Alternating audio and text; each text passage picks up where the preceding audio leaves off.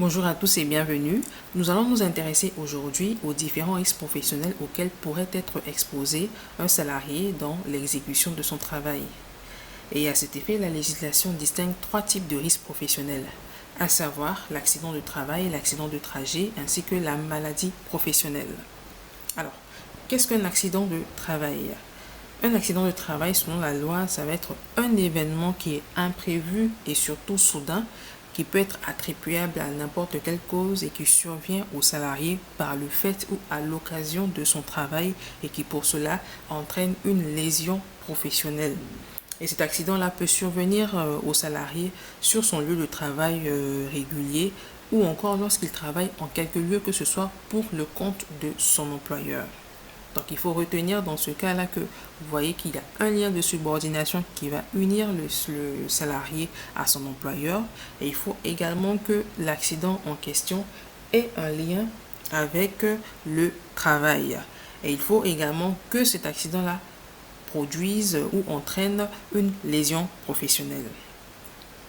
En ce qui concerne l'accident de trajet que nous allons voir maintenant en seconde position, on le définit comme un accident qui va survenir au travailleur pendant le trajet de sa résidence au lieu de travail et vice-versa, dans la mesure où le parcours surtout n'a pas été interrompu ou détourné par un motif dicté par l'intérêt personnel ou indépendant de son emploi.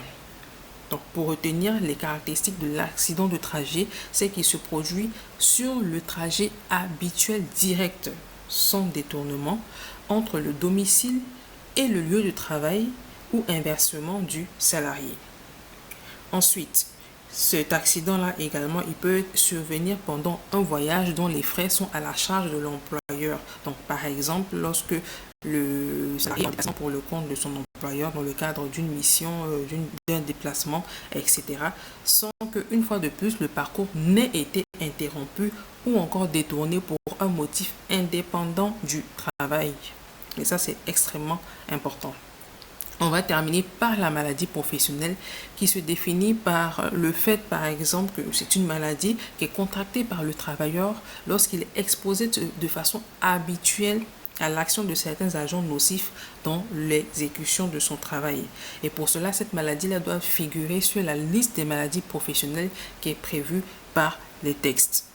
Donc, si un travail expose un salarié de manière directe et a un risque quelconque sur sa santé ou même sur sa vie, la maladie qu'il peut encourir sera donc considérée comme professionnelle.